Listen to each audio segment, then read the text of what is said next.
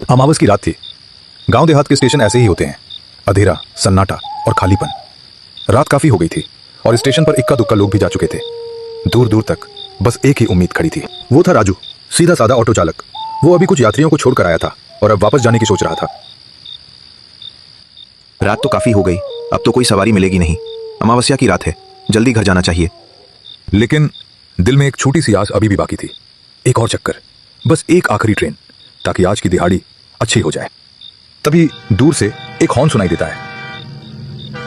लगता है आज रात का आखिरी ट्रेन आ रहा है। चलो, इसमें अगर कोई सवारी मिल जाए तो कमाई थोड़ी सर पर हो जाएगी।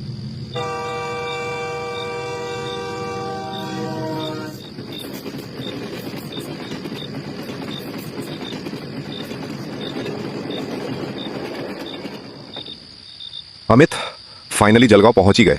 अब देख, 8 बजने वाले हैं। कोई सवारी मिलेगी क्या, या फिर आज की रात स्टेशन पर ही काटनी पड़ेगी? चल थोड़ा आगे चलकर देखते हैं। अगर कुछ मिल गया तो ठीक है, नहीं तो फिर यही रात गुजारनी पड़ेगी।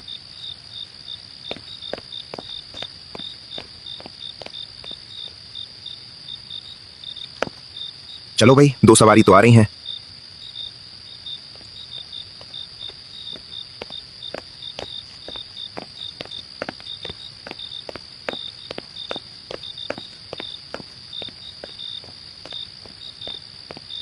नमस्ते भैया, किधर जाना है? रात काफी हो गई है, मैं आपको जल्दी छोड़ दूंगा।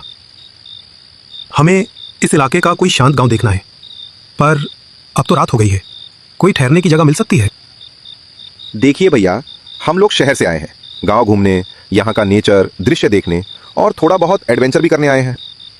आप बिल्कुल सही जगह आए हैं। मेरा नाम राजू है। इस वक्त बाहर रुकना ठीक नहीं, मेरे साथ बैठिए। स्टेशन के बाहर उस वक्त सिर्फ एक ही ऑटो खड़ा था। ठीक है भैया, चलिए। वो दोनों, अमित और सुमित, तो अपने एडवेंचर के सपने में थे, पर राजू, जो इस जगह को जानता था, ऑटो की चाबी ऑन कर चुका था और उसी पल मन ही मन समझ गया कि ये रात बाहर गुजारने लायक नहीं है। फिर राजू अपनी सवारी को लेकर धीरे धीरे अंधेरी सड़क पर निकल पड़ा।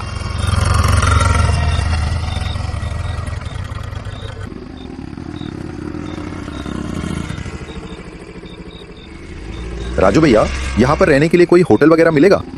नहीं, होटल तो नहीं मिलेगा यहाँ। अरे आप चिंता मत करो, आज रात आप दोनों मेरे घर रुकिए। मेरे घर में एक कमरा है, आप मेरे मेहमान होंगे। ये रात बाहर बिताने लायक नहीं है।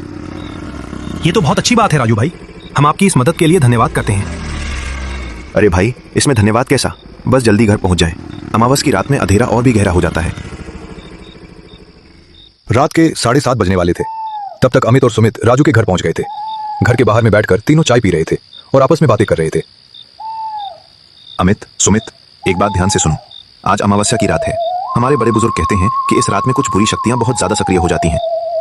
अरे राजू भाई, अब आप भी अजीब अजीब बातें करने लगे, हमें मत डराइए। राजू भाई, रास्ते में आप एक पुराने महल की बात कर रहे थे, सच बताइए, वो जगह सच में उतनी ही डरावनी है क्या? गांव में कहते हैं कि यहाँ से थोड़ा सा दूर एक पुराना सुनसान महल है। कहते हैं उसी महल में एक प्यासी प्रेतनी रहती है, जो हर शाम अपनी चीखों के साथ महल की दीवारों में भटकती है।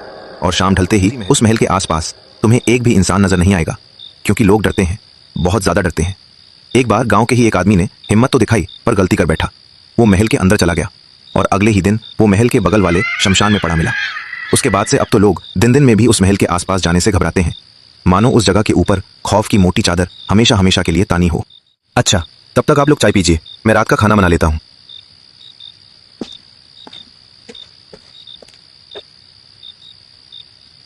लगता है राजू भाई के घर में और कोई नहीं है। अरे सुमित, हम लोग उस महल में जा सकते हैं क्या?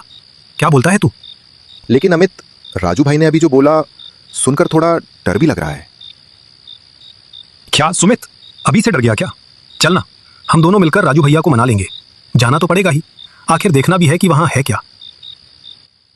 कुछ देर बाद राजू भाई ने हमें खाने के लिए बुलाया और हम सब खाने बैठ गए।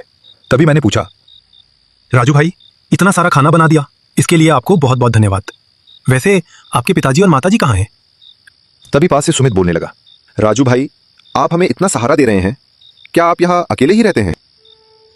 हाँ सुमित, मैं अकेला ही हूँ।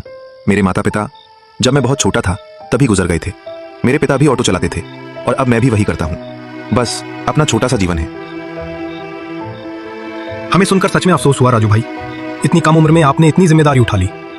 कोई बात नहीं, अब तो आदत हो गई है। वैसे आप लोगों को खाना कैसा लग रहा है? राजू भैया, मजा आ गया। सच में घर जैसा खाना है। लग रहा है कि मैं अपने घर में ही खा रहा हूं। राजू भाई, कल का क्या प्लान है? हमें कुछ पुराना, थोड़ा एडवेंचर वाला कुछ देखना है। मैंने आपको बताया था ना, एक बहुत पुरानी सुनसान हवेली है, उसी के बगल में वो शमशान है। बस वही तो देखना चाहते हैं राजू भाई, एडवेंचर के लिए। नहीं, मेरी बात मानिए। आप लोग शायद इन बातों पर भरोसा ना करें, लेकिन मैंने अपनी आंखों से वहां कुछ अजीब चीजें देखी हैं। वो जगह शापित है, बहुत खतरनाक है। राजू भाई, इतना मत डरिए, हम बस देखने जाएंगे। हाँ राजू भाई, बस एक बार वो जगह दिखा दीजिए। आप चिंता मत कीजिए, हमें कुछ नहीं होगा। ठीक है, पर एक शर्त पर बताऊंगा। कैसी शर्त राजू भाई? देखिए, आप लोग बस महल के अंदर ही रहना। महल के सामने जो शमशान है ना, अगर वहां से कोई आवाज आए, कोई बुलाए, या आपको लगे कोई मदद मांग रहा है, तो भी उधर जाना मत। यहां तक कि अगर कोई जोर से चीखे, तब भी पलट कर मत देखना। मैं कह रहा हूं, बहुत संभल कर रहना। और सुन लीजिए, मैं आखिरी बार समझा रहा हूं, उस तरफ मत जाना, किसी भी हाल में नहीं। ठीक है राजू भाई, हम लोग उधर नहीं जाएंगे। तो डील पक्की? राजू भाई, आप हम दोनों का बहुत मदद कर रहे हैं, इसके लिए बहुत बहुत धन्यवाद। अरे, इसमें धन्यवाद कैसा? आप तो हमारे मेहमान हुए। और हाँ, आप दोनों के सोने का इंतजाम उस वाले कमरे में कर दिया है। खाना पीना करके राजू भाई ने हमें सोने के लिए कमरा दे दिया। हम दोनों वहां आकर लेट तो गए, लेकिन मैं और सुमित आपस में बातें ही करते रहे। सुमित, मैं उस महल को देखने के लिए बहुत एक्साइटेड हूं। मुझे तो लग रहा है कि आज रात नींद भी नहीं आएगी। थोड़ा डर भी लग रहा है, लेकिन कोई बात नहीं, हम तो वहां जाएंगे ही। अरे भाई, सारी रात ऐसे ही बातें करता रहेगा क्या? रात के 10 बजने वाले हैं। सो जा अब, कल चलना भी है, और शायद कल रात भी जागना पड़े। दोनों यूं ही बातें करते करते धीरे धीरे गहरी नींद में सो गए। सुबह सुबह हम तीनों घर के बाहर बैठकर चाय पी रहे थे। आपस में वही बातें चल रही थी, क्या क्या सामान ले जाना है, खाने पीने का क्या इंतजाम रहेगा, और बाकी सारी तैयारियां। इन्हीं बातों में वक्त कब निकल गया पता ही नहीं चला, और देखते देखते शाम के 5 बज गए। इसी दौरान हमने राजू भाई को साफ साफ बता दिया कि हम लोग उस महल में एक रात बिताने वाले हैं। ये बात उन्हें बिल्कुल पसंद नहीं आई। हम दोनों ने बड़ी मुश्किल से उन्हें मनाया। वो माने तो सही, लेकिन फिर भी बार बार हमें सावधान करते रहे। अरे, तुम दोनों तैयार हो ना? सारा सामान ले लेना, वहां कुछ नहीं मिलेगा। और हाँ, रात के लिए खाना मैंने बना दिया है, वो भी साथ ले जाना। राजू भाई, आपको इतनी तकलीफ उठाने की क्या जरूरत थी?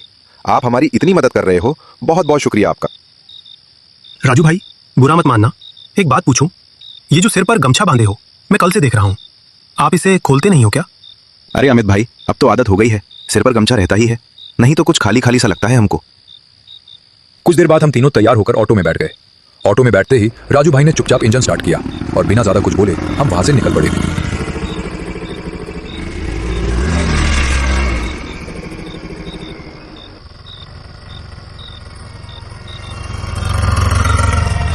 रास्ते में माहौल अजीब सा होने लगा। सड़कें सुनसान होती जा रही थी, और थोड़ी दूर जाने के बाद ऑटो महल के आसपास के इलाके में पहुंच गया। राजू भाई, हम आ गए क्या? लेकिन यहां पर तो महल दिखाई नहीं दे रहा है। अमित, सुमित, तुम दोनों ये रास्ता पकड़कर सीधे आगे चले जाना। थोड़ा सा आगे जाते ही एक शमशान का गेट दिखाई देगा। वहां से थोड़ा और आगे जाओगे तो वहीं तुम्हें महल दिख जाएगा। ठीक है, मैं चलता हूं। कल सुबह यहीं पर मैं तुम दोनों का इंतजार करूंगा। ठीक है राजू भाई। राजू भाई हमें वहीं छोड़कर वापस लौट गए। दोनों तरफ जंगल था, अंधेरी रात थी, डर भी लग रहा था, और कुछ ऐसे पक्षियों की आवाजें गूंज रही थी जो माहौल को और भी डरावना बना रही थी। धीरे धीरे राजू भाई का ऑटो हमारी आंखों से ओझल हो गया। हमने अपना बैग उठाया और अपनी मंजिल की ओर बढ़ने लगे।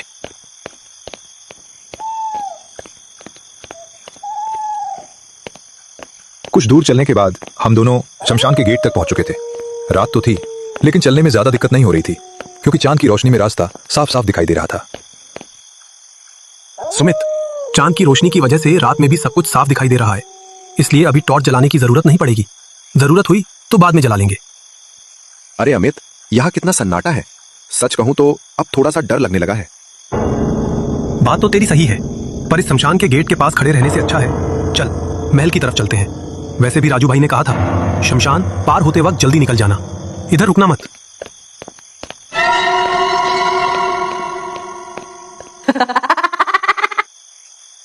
भाई, ये महल तो काफी बड़ा है, देखकर लगता है बहुत पुराना होगा। महल तो सच में काफी पुराना लग रहा है, लगता है कभी किसी जमींदार का रहा होगा। चल भाई, अब महल की तरफ ही बढ़ते हैं।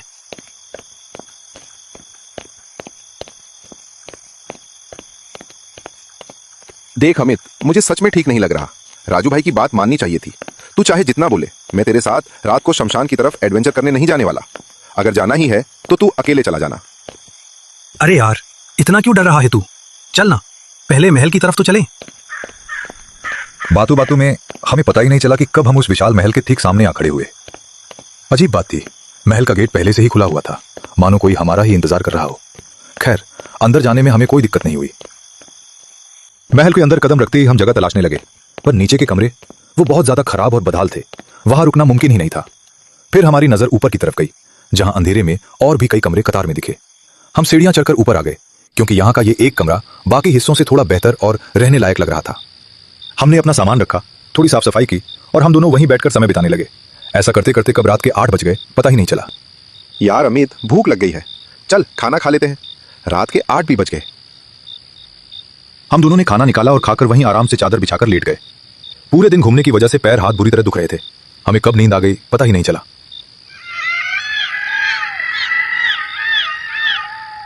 बाहर से आ रही जानवरों की अजीब सी आवाजों ने अमित को नींद से जगा दिया। अरे, एक बार नींद टूट गई तो अब नींद आएगी नहीं। चलो थोड़ा इधर उधर ही घूम लेता हूं। और ये सुमित पूरा गहरी नींद में डूबा पड़ा है।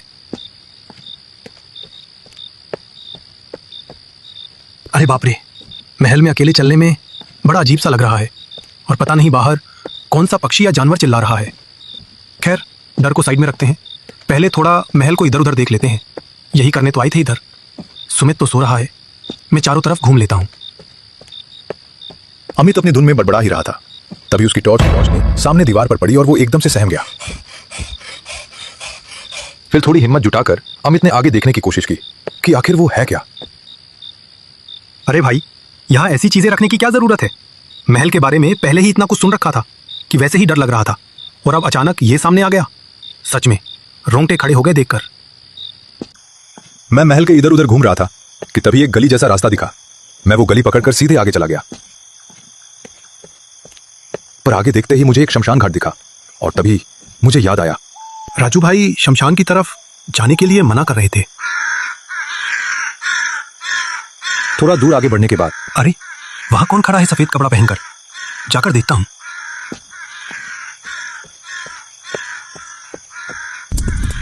ये क्या? यहां भी किसी ने लकड़ी की ऐसी चीज बनाकर रख दी है डराने के लिए।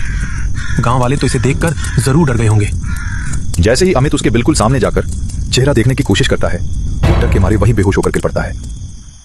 और उसी पल एक अजीब सी किसी बूढ़ी औरत की हंसी और चीख पूरे महल में गूंज उठती है। उस भयानक आवाज से सुमित की नींद तो टूटी, पर उसे कुछ समझ नहीं आया। वो बस घबराकर एकदम से उठ बैठा। अरे, ये अमित कहाँ चला गया? सुमित अमित को पागलों की तरह यहां वहां ढूंढने लगा, मगर अमित का कहीं पता नहीं था। तभी अचानक शमशान के सन्नाटे को चीरती हुई अमित की आवाज सुनाई दी। सुमित, मैं इधर हूं। अरे, ये तो अमित की आवाज है। शायद उस तरफ से आई है। जाकर देखता हूं। पक्का ये उसी की चाल है मुझे डराने की। ये कभी नहीं सुधरेगा। यहां पड़े पड़े क्या कर रहा है? मुझे पता है तू नाटक कर रहा है मुझे डराने के लिए। देख, इस वक्त इस जगह पर ऐसा नाटक करना सही नहीं है। चल यहां से जल्दी। और वैसे भी राजू भाई ने इधर आने के लिए मना किया था। काफी देर बोलने पर भी जब कोई जवाब नहीं मिला तो सुमित की घबराहट बढ़ गई। उसे एहसास हो गया था कि यहां कुछ तो गलत हुआ है। अमित, अमित, उठ! तुझे क्या हुआ है? सुमित अभी अमित को झकझोर कर उठाने की कोशिश कर ही रहा था कि तभी अचानक किसी ने पीछे से उसके कंधे पर हाथ रखा। सुमित झटके से पीछे मुड़ा और जो उसने देखा, उसकी आंखें फटी की फटी रह गईं, मुंह खुला का खुला रह गया। उसके ठीक सामने एक बेहद भयानक और खौफनाक चेहरा था। उस भयावह मंजर को देखकर सुमित का पूरा शरीर दहशत से बर्फ की तरह ठंडा पड़ गया। उसके पैरों से जैसे जान ही निकल गई और वो वहीं धड़ाम से नीचे गिर पड़ा।